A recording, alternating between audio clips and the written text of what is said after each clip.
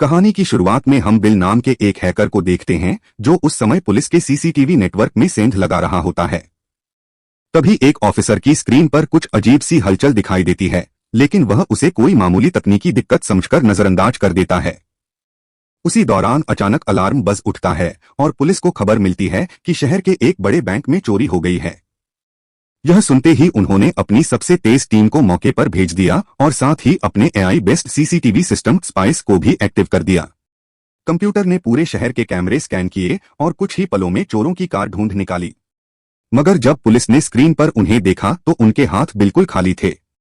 इसके बाद कई पुलिस गाड़ियां उस दिशा में दौड़ी, लेकिन वहां पहुंचने पर सड़क पूरी तरह सूनी मिली। स्टेशन में बैठे ऑफिसर्स को अब भी स्क्रीन पर वही कार दिखाई दे रही थी। तब जाकर उन्हें समझ आया कि उनका सिस्टम भी हैक हो चुका है और अपराधी पहले ही फरार हो चुके हैं। अगले दिन पुलिस को पता चला कि बैंक से सिर्फ एक खास तिजोरी लूटी गई थी।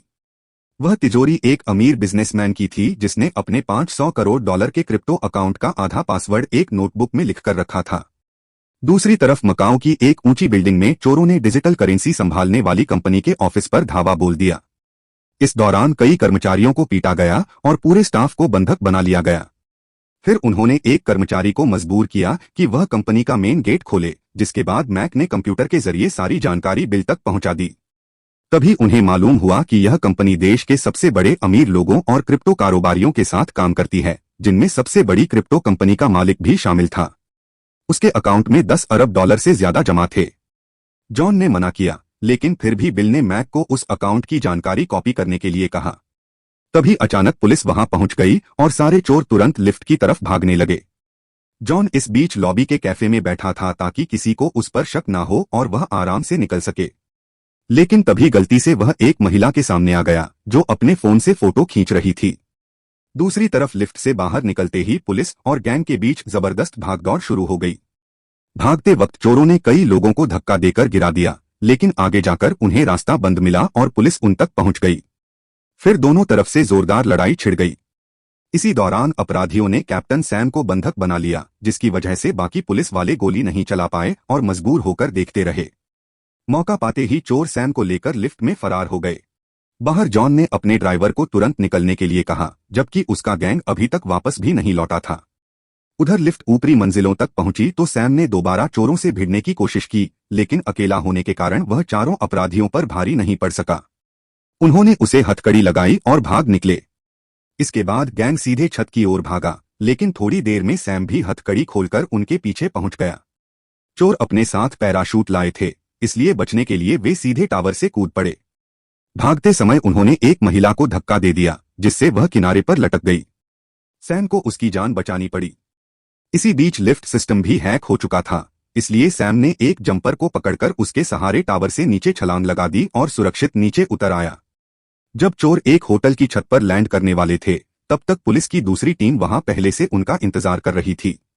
इसके बाद छत पर एक खतरनाक लड़ाई शुरू हो गई। अपराधियों ने आसानी से कई ऑफिसर्स को गिरा दिया और अपने खास औजारों व मास्क का इस्तेमाल करते हुए वहां से निकल गए।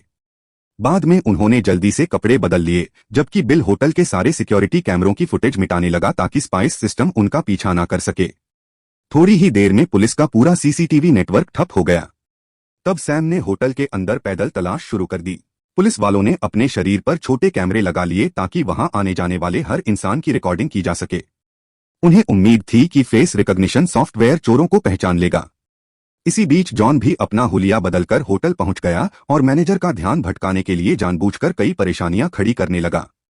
चोर लगातार अलग अलग भेष बदलते रहे। कभी वे टूरिस्ट बन जाते तो कभी होटल स्टाफ का हिस्सा दिखाई देते। तभी सैम की नजर मैक पर पड़ी और लिफ्ट में हुई लड़ाई के दौरान देखी गई उसकी कान की बाली पहचानकर वह तुरंत उसके पीछे भागा। मगर मैक कैफेटेरिया में मौजूद ग्राहकों के बीच घुल मिल गया। उसी समय सिस्टम ने एक ऐसे चेहरे को पहचान लिया जिसका कोई रिकॉर्ड मौजूद नहीं था। बस फिर क्या था, पुलिस तुरंत उस आदमी के पीछे दौड़ पड़ी। जॉन ने जानबूझकर एक ऑफिसर से टक्कर मारी ताकि उसके बॉडी कैमरे का लेंस धुंधला हो जाए और इसी मौके का फायदा उठाकर मैक वहां से निकल गया। पुलिस टीम दोनों संदिग्धों का पीछा करने के लिए अलग हो गई, लेकिन मैक ने महिला का भेष बना लिया और उसका साथी बूढ़े आदमी के रूप में बदल गया, जिससे वे आराम से बच निकले। इसी दौरान लॉबी में एक बड़ा लाइट शो चल रहा था। बाकी चोर सिक्योरिटी गार्ड बनकर भीड़ में घुल गए, लेकिन जैसे ही पुलिस वहां पहुंची वे प्लेटफॉर्म के नीचे से निकलकर गायब हो गए। कुछ देर बाद पुलिस स्टेशन में वही बिजनेसमैन गुस्से में चिल्लाने लगा क्योंकि उसका पूरा अकाउंट खाली हो चुका था। पुलिस आगे की रणनीति पर चर्चा कर रही थी। तभी इंस्पेक्टर लारा ने सुझाव दिया कि उन्हें अपने रिटायर्ड बॉस को वापस बुलाना चाहिए। सैम को यह बात अजीब लगी और उसने कहा कि एक बूढ़ा आदमी एआई ट्रैकिंग का मुकाबला कैसे करेगा। लेकिन लारा ने समझाया कि स्पाइस सिस्टम अब किसी काम का नहीं रहा क्योंकि उसे हैक किया जा चुका है। इसलिए अब उन्हें ऐसे इंसान की जरूरत है जो पुराने तरीके से जांच करना जानता हो। इसके बाद ऑफिसर्स रॉक और हेलन को दिग्गज एजेंट वोंग को वापस लाने भेजा गया। उसकी फाइल बहादुरी और हैरतंगेज कारनामों से भरी हुई थी। वह ऐसा स्पेशल ऑफिसर था जिसका मुकाबला कोई नहीं कर सकता था। हालांकि उसके करियर पर एक दाग भी था क्योंकि एक मिशन में उसके पार्टनर की मौत हो गई थी। जब रॉक और हेलन उसके इलाके में पहुंचे तो उन्होंने देखा कि वोंग आराम से कुत्तों को घुमा रहा था। हेलन उसका पीछा करते करते एक कैफे तक पहुंची और वहां खुद को एक स्टूडेंट की तरह दिखाने लगी। लेकिन वोंग खुद उसकी टेबल पर आ बैठा और बता दिया कि वह पूरे दिन दोनों को उसका पीछा करते देख रहा था। उसे हेलन का नाम तक मालूम था। बाद में पता चला कि हेलन वोंग के मरे हुए सबसे अच्छे दोस्त की बेटी थी और बचपन के बाद उनकी मुलाकात नहीं हुई थी। वोंग ने उसे उसके पिता का बैज नंबर अपनाने पर बधाई दी और फिर उन तमाम गलतियों की गिनती बताई जो उसने और रॉक ने उसका पीछा करते वक्त की थीं। यहां तक कि वोंग बिना एहसास कराए रॉक का बैज भी चुरा चुका था। थोड़ी देर बाद वह पुलिस स्टेशन पहुंचा और वहां जमा की गई सारी फुटेज देखने लगा। सिर्फ कुछ मिनटों में ही उसने गैंग के सभी सदस्यों को पहचान लिया क्योंकि हर चोर ने कभी ना कभी कैमरे की तरफ यह देखने के लिए जरूर नजर डाली थी कि कैमरा अभी चालू है या नहीं। उधर अपने ठिकाने पर जॉन बिल को बुरी तरह पीटने लगा क्योंकि उसकी वजह से पूरा गैंग लगभग पकड़ा गया था। जब मैक ने बिल का बचाव करने की कोशिश की तो जॉन ने उसे भी धक्का मार दिया। सालों तक छिपकर रहने के बाद अब उनका चेहरा कैमरों में कैद हो चुका था। देखते ही देखते वहां झगड़ा शुरू हो गया और जॉन ने गुस्से में चाकू तक निकाल लिया। आखिर बाकी चोरों ने मिलकर उसे शांत कराया। पुलिस जितनी भी स्क्रीनशॉट इकट्ठा कर सकती थी सब जमा कर लिए गए। तभी वोंग की नजर एक लंबे कोट वाले आदमी पर पड़ी जो फुटेज में बार बार दिखाई दे रहा था। फिर पुलिस को उस महिला द्वारा खींची गई तस्वीर भी मिल गई और सभी ने अंदाजा लगाया कि यह आदमी भी उसी गैंग का हिस्सा है। तभी वोंग को एक पुराने एजेंट की याद आई जिसे शैडो कहा जाता था। वह युद्ध के समय एक खतरनाक असैसिनेशन टीम का हिस्सा रह चुका था। बाद में वह दौलत की तलाश में सेना छोड़कर गायब हो गया था और 1999 के बाद उसका कोई पता नहीं चला। वोंग को शक हुआ कि यह रहस्यमय आदमी वही शैडो है जो अब दोबारा सामने आया है। वोंग ने तुरंत उसे खोजने के लिए एक टीम तैयार करने की बात कही। लेकिन तभी उसे पता चला कि अब पुलिस में ज्यादातर काम एआई के जरिए होता है और पुरानी सर्विलांस टीम जैसी कोई चीज बाकी नहीं रही। फिर भी अधिकारियों ने इस मिशन के लिए वोंग को नई टीम तैयार करने की जिम्मेदारी सौंप दी। हालांकि वोंग को भरोसा नहीं था क्योंकि उसके मुताबिक इतने कम समय में किसी को सही तरीके से ट्रेन करना लगभग नामुमकिन था। बाद में जिम के अंदर हेलेन अपनी ट्रेनिंग पर फोकस करने की कोशिश कर रही होती है, लेकिन वहां मौजूद कुछ पुलिस वाले उसका मजाक उड़ाने लगते हैं और कहते हैं कि वह पुलिस की नौकरी के लिए बहुत कमजोर और छोटी दिखती है। शुरुआत में हेलेन उनकी बातों को नजरअंदाज करती रही, मगर जब बात ज्यादा बढ़ गई तो उसका गुस्सा फूट पड़ा। उसने उन लोगों से भिड़ना शुरू कर दिया और कुछ ही पलों में एक ऑफिसर को सबके सामने बुरी तरह हरा दिया। वोंग यह सब दूर से देख रहा था। बाद में उसने अकेले में हेलेन की तारीफ की और कहा कि आज तुमने मेरी नजरों में अपनी इज्जत कमा ली है। शाम के समय वोंग छत पर बैठा शराब पी रहा था और हेलेन के पिता को याद कर रहा था। वह मन ही मन अपने दिवंगत दोस्त से वादा करता है कि वह उसकी बेटी का हमेशा ध्यान रखेगा। अगले दिन वोंग ने पूरी टीम को इकट्ठा करके बताया कि अब वह एक नई सर्विलांस यूनिट तैयार करेगा और हेलेन भी उसका हिस्सा होगी। इसके बाद उसने सबको सिखाना शुरू किया कि भीड़ में ऐसे कैसे घुलना है कि कोई उन्हें पुलिस वाला समझ ही ना पाए। वह उन्हें समझाता है कि हर छोटी से छोटी चीज याद रखना बेहद जरूरी होता है क्योंकि मुश्किल वक्त में वही बातें काम आती हैं। पहले दिन टीम सड़क पर आम लोगों की तरह व्यवहार करने लगी ताकि उनकी असली पहचान छिपी रहे। लेकिन वोंग ने हेलेन को अपने साथ वैन में ही रखा क्योंकि वह उसे अपना सबसे खास हथियार मानता था। जब भी टीम का कोई सदस्य छोटी सी भी गलती करता वोंग तुरंत उसे ताने मारकर उसकी गलती याद दिला देता। करीब 12 दिन बाद बिल एक आखिरी मिशन की तैयारी कर रहा था ताकि जॉन चैन की जिंदगी जी सके और पूरा गैंग हमेशा के लिए रिटायर हो जाए। उसने सीईओ के अकाउंट से जुड़े सर्वर की लोकेशन ढूंढ निकाली थी लेकिन उस डिजिटल वॉल्ट तक पहुंचना इतना आसान नहीं था। तभी कहानी फ्लैशबैक में चली जाती है। वहां दिखाया जाता है कि गैंग के सारे लड़के अनाथ थे और जॉन अक्सर उनसे मिलने आता था, साथ ही उनकी मदद के लिए पैसे भी देता था। साल 1999 में जब पुलिस जॉन का पीछा कर रही थी, तब उन्हीं लड़कों ने उसकी सहायता की थी और तभी से वे सब एक परिवार की तरह साथ रह रहे थे। 15वें दिन हेलेन खाना लेने बाहर गई हुई थी। जब वह वापस वैन की तरफ लौट रही थी, तब उसने कुछ नशे में धुत आदमियों को लड़कियों को परेशान करते देखा। वोंग ने तुरंत उसे याद दिलाया कि वह इस समय अंडरकवर मिशन पर है और ऐसे मामलों के लिए लोकल पुलिस को बुलाना चाहिए। लेकिन हेलेन ने उसकी बात अनसुनी कर दी और खुद उन लोगों से भिड़ने चली गई। कुछ ही सेकंड में वहां मारपीट शुरू हो गई। उसने कई शानदार पंच मारे, मगर अकेले इतने लोगों से लड़ पाना उसके लिए मुश्किल था। तभी वोंग मौके पर पहुंचा और उसने सभी गुंडों की बुरी तरह पिटाई करके हेलेन को बचा लिया। बाद में वैन के अंदर वोंग हेलेन पर भड़क उठा क्योंकि उसकी वजह से पूरा मिशन खतरे में पड़ सकता था।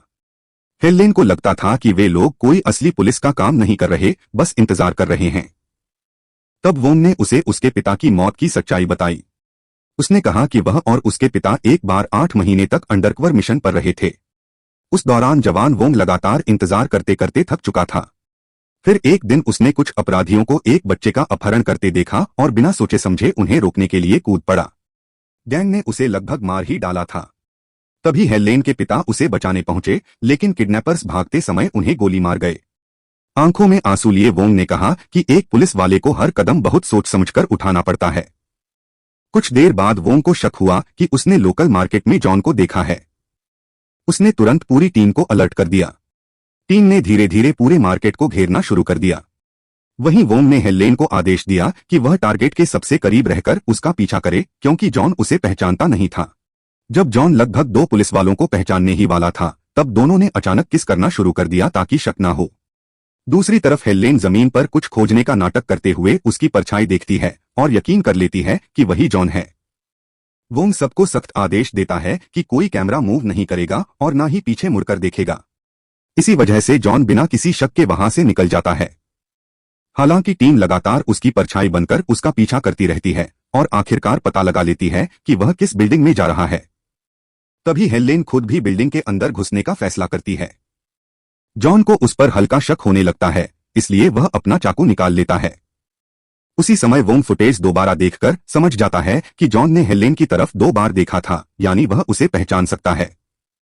यह समझते ही वोंग तेजी से बिल्डिंग में पहुंचता है और हेलेन का पिता होने का नाटक करने लगता है। इसी दौरान वह बहाने से उसके कान में लगा ब्लूटूथ डिवाइस भी निकाल देता है। फिर वोंग जॉन से बातचीत शुरू करता है और उसे एक सेब खाने के लिए देता है।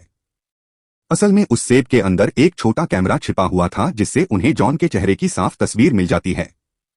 बाद में वोंग कैमरे वाला हिस्सा काटकर फेंक देता है और बहाना बनाता है कि फल बहुत खट्टा है।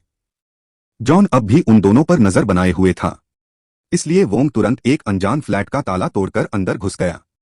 फ्लैट में रहने वाली महिला घबरा गई तो वोंग को उसे शांत कराने के लिए पकड़ना पड़ा। दूसरी तरफ लिफ्ट में फेंके गए कैमरे की मदद से टीम को पता चल गया कि जॉन किस फ्लोर पर उतरा है। रॉक तुरंत आगे बढ़ा और वहां कुछ छोटे कैमरे लगा दिए। उनकी मदद से पता चला कि जॉन का अपार्टमेंट नंबर 82 है। अब पुलिस को अगला कदम उठाने का मौका मिल चुका था। इसके बाद वोंग की टीम ने सड़क के सामने वाला एक फ्लैट किराए पर लिया ताकि वे दूर से जॉन पर नजर रख सकें। उन्होंने उसका कचरा भी चुराया, जिसमें उन्हें फटे हुए सुडोकू पजल्स के टुकड़े मिले। लेकिन टीम का कोई भी सदस्य उन पजल्स को हल नहीं कर पाया। उधर जॉन अपने कमरे में बैठा बबल रैप फोड़ते हुए वक्त बिताता रहा। मार्केट में वोंग लगातार पड़ोसी होने का नाटक करता रहा और जॉन धीरे धीरे उससे बातचीत करने लगा। हालांकि बातों के दौरान वह चोरी छिपे वोंग की तलाशी भी ले रहा था। दोनों अपनी नकली जिंदगी की कहानियां सुनाते रहे। हाथ मिलाते वक्त जॉन बोला कि तुम्हारे हाथ काफी सख्त हैं, क्या बंदूक चलाते हो? इस पर वोंग मुस्कुराकर बात घुमा देता है और कहता है कि नहीं, बचपन से एक्सरसाइज करता आया हूं, इसलिए हाथ मजबूत हैं। इसके बाद वोंग ने जॉन को डिनर पर घर बुलाया और हैरानी की बात यह रही कि जॉन ने निमंत्रण स्वीकार भी कर लिया। शाम को वोंग और हेलेन ने उस महिला को पैसे दिए ताकि वे उसका घर इस्तेमाल कर सकें। जब जॉन वहां पहुंचा तो उसने छिपे हुए डिवाइसेस से पूरे घर को स्कैन किया। डिनर के दौरान उसने अपना फोन टेबल पर रखा और हेलेन ने भी ऐसा ही किया ताकि उसकी जानकारी चोरी की जा सके। जॉन लगातार सवाल पूछता रहा ताकि यह पता लगा सके कि दोनों की कहानियां मेल खाती हैं या नहीं। लेकिन क्योंकि वोंग को हेलेन के असली बचपन की हर बात पता थी, इसलिए जॉन को लगने लगा कि वोंग हमेशा से उसकी जिंदगी पर नजर रखता आया है।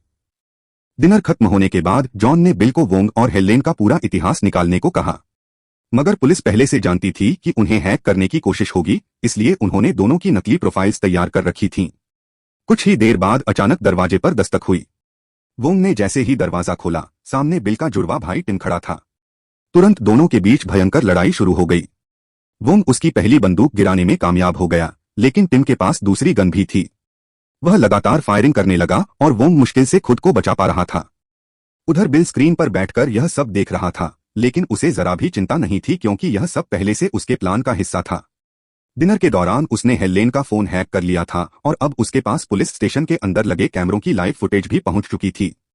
सड़क के दूसरी तरफ मौजूद पुलिस टीम असली लड़ाई देख ही नहीं पा रही थी, क्योंकि बिल ने उनके कैमरे भी हैक कर लिए थे और उन्हें नकली वीडियो दिखा रहा था। उन्हें शक तब हुआ जब हेलेन अचानक कमरे के अंदर आ गई, जबकि स्क्रीन पर वह अभी भी बाहर दिखाई दे रही थी। यह देखते ही पूरी टीम जांच करने दौड़ पड़ी। तभी बिल ने अपने भाई टिम को खबर दी कि पुलिस रास्ते में है।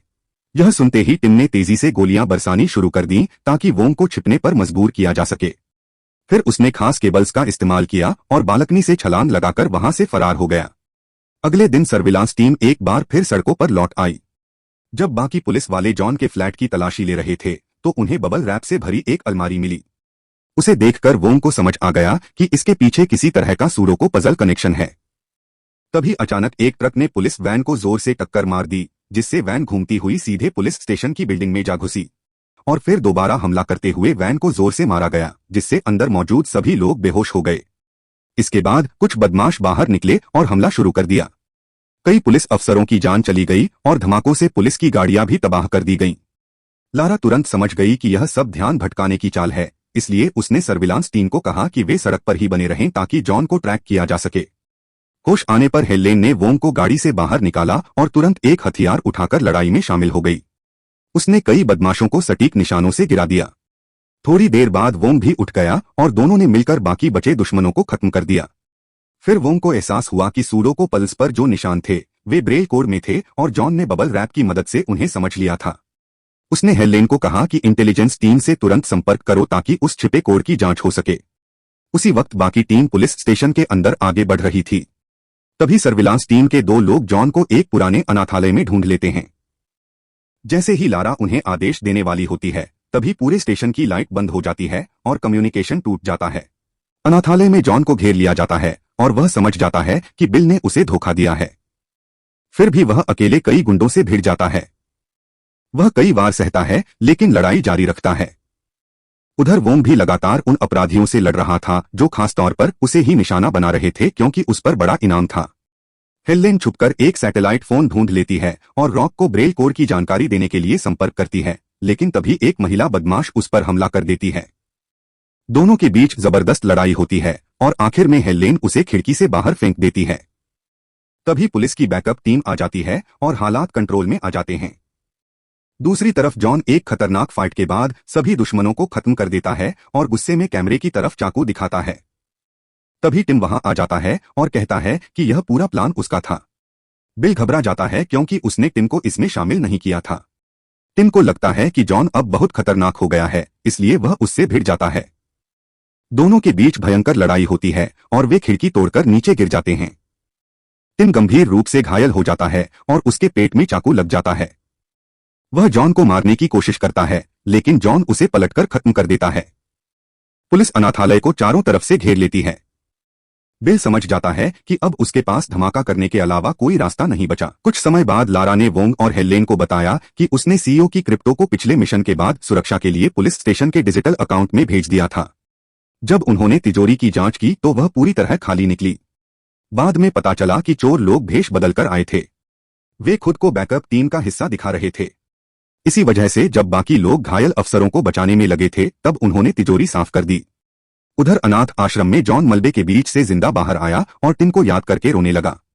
तभी पुलिस ने उसे चारों तरफ से घेर लिया और उसने सरेंडर करते हुए कहा कि वह अपना अपराध मानता है।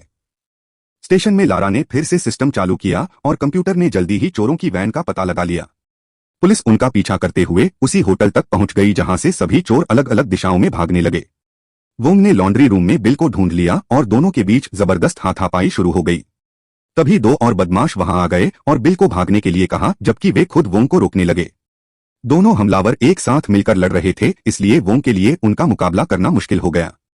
दूसरी तरफ हेलेन ने देखा कि वहां एक बड़ा इवेंट चल रहा है। उसे लगा कि बिल भीड़ के बीच जरूर छिपा होगा, लेकिन वह उसे ढूंढ नहीं पाई। पुलिस वैन में सैम ने जॉन को उसका फोन वापस दिया और बिल को कॉल करने के लिए कहा, लेकिन अपराधियों के डिवाइस ट्रेस नहीं हो सकते थे, इसलिए हेलेन को खुद फोन पर बात करने वाले आदमी को पहचानना पड़ा। जल्द ही बिल समझ गया कि यह पुलिस का जाल है और वह तुरंत वहां से निकलने लगा। हेलेन को वोंग की बात याद आई कि कैसे उसने एक आदमी को कैमरे की तरफ बार बार देखते हुए पहचान लिया था। उधर लॉन्ड्री रूम में वोंग ने एक औजार की मदद से एक चोर को बेहोश कर दिया और दूसरे को वॉशिंग मशीन में बंद कर दिया। पुलिस वैन में जॉन ने सबका ध्यान भटकाने के लिए फोन नीचे गिरा दिया और फिर पुलिस वालों से भिड़ गया। उसने एक ऑफिसर के गैस ग्रेनेड को एक्टिव कर दिया और अफरा तफरी का फायदा उठाकर वहां से निकल गया। उधर रॉक ने हेलेन को ढूंढ लिया और आगे की तलाश जारी रखने से पहले उसे अपना ईयरपीस दे दिया। कुछ देर बाद वोंग ने गलती से किसी और को बिल समझकर पकड़ लिया, लेकिन बाद में पता चला कि बिल ने उस आदमी के साथ कपड़े बदल। इस समय बिल ट्रेन स्टेशन में दाखिल हो रहा था और रॉक उसका पीछा कर रहा था, लेकिन वह अपनी टीम को कुछ बता पाता उससे पहले ही जॉन वहां पहुंचा और उसने रॉक को चाकू मार दिया। इसके बाद जॉन ने बिल को पकड़ लिया और उस पर लगातार कई वार करके उसे खत्म कर दिया। मरने से पहले बिल ने उसे क्रिप्टो अकाउंट का पासवर्ड बता दिया। जब पुलिस लॉन्ड्री रूम में बाकी लोगों को गिरफ्तार कर रही थी, तभी हेलेन को रॉक मिला, लेकिन तब तक उसकी मौत हो चुकी थी। कुछ समय बाद भी पुलिस को जॉन के बारे में कोई सुराग नहीं मिला, क्योंकि चोरी किया गया पैसा अभी तक इस्तेमाल नहीं हुआ था। वोंग ने बताया कि जॉन पुराने तरीके का चोर है, इसलिए शायद उसे क्रिप्टो को कैश करना नहीं आता होगा। अब दोनों चुपचाप उस बिजनेसमैन पर नजर रखने लगे। जब वोंग खाना लेने गया, तब हेलेन ने देखा कि बिजनेसमैन एक होटल की तरफ जा रहा है। वह उसका पीछा करती है और पता लगाती है कि जॉन ने पासवर्ड के बदले पैसे मांगे हैं। दोनों ने दोपहर में एक टी हाउस में मिलने का फैसला किया था। अपनी टीम का इंतजार करने की बजाय हेलेन अकेली ही टी हाउस पहुंच गई, लेकिन जॉन ने उसे तुरंत पहचान लिया। वह समय बिताने के लिए इधर उधर की बातें करती रही, लेकिन जॉन सब समझ गया और उसने हेलेन को बेहोश कर दिया। इसके बाद वह पिछले दरवाजे से भागने लगा, लेकिन वोंग पहले ही रास्ता बंद कर चुका था। वोंग ने जॉन का सामना किया, जिसने अपने चाकू से लोगों पर हमला करना शुरू कर दिया था। दोनों की लड़ाई देखकर वहां मौजूद लोग डर गए और पूरे कैफे में अफरा तफरी मच गई। वोंग को कई बार चाकू लगा, लेकिन उसने जॉन को रोकने के लिए उस पर उबलता हुआ बर्तन फेंक दिया। फिर दोनों कैफे में पड़ी चीजों को हथियार की तरह इस्तेमाल करके एक दूसरे पर हमला करने लगे। जॉन ने चाकू से वोंग पर जोरदार वार किया और ऐसा लग रहा था कि अब वह उसे मार देगा, लेकिन तभी वोंग ने उसे पीछे धक्का दे दिया। इसी दौरान होश में आई हेलेन ने देखा कि दोनों आदमी टूटती हुई छत से नीचे गिर गए। जॉन वोंग को खत्म करने ही वाला था, लेकिन हेलेन ने पीछे से हमला कर दिया। इसके बाद जॉन गुस्से में उसकी तरफ दौड़ा और वोंग उसे बचाने के लिए आगे आया। संघर्ष के दौरान वोंग की गर्दन पर चाकू लग गया। यह देखकर हेलेन तुरंत उसकी मदद के लिए भागी। उसने वोंग के घाव की जांच की और राहत मिली कि चोट इतनी गहरी नहीं थी, लेकिन इसी मौके का फायदा उठाकर जॉन वहां से फरार हो गया। वोंग से सीखी हुई तकनीकों की मदद से हेलेन ने जल्दी ही जॉन का पता लगा लिया। कुछ ही देर में बैकअप टीम पहुंच गई और पुलिस ने सारी सड़कें बंद कर दी। जॉन ने एक बार फिर चाकू लेकर हेलेन पर हमला करने की कोशिश की, लेकिन इस बार हेलेन उसकी चाल समझ गई और उसने उसे जमीन पर गिरा दिया। अब जॉन को अपनी बाकी जिंदगी जेल में बितानी पड़ेगी। इसी बीच खुलासा हुआ कि बिल और टिम का एक तीसरा जुड़वा भाई भी था, जिसे बचपन में विदेशी माता पिता ने गोद ले लिया था। स्टेशन के सिक्योरिटी कैमरे में पासवर्ड सुनने के बाद उसने क्रिप्टो अकाउंट खोल लिया। फिर उसने उस पैसे का इस्तेमाल वोंग, हेलेन और जॉन पर इनाम रखने के लिए किया, ताकि अपने भाइयों की मौत का बदला ले सके। वीडियो पसंद आई हो तो लाइक जरूर करना और चैनल को सब्सक्राइब करना मत भूलना। अगली वीडियो में फिर मुलाकात होगी।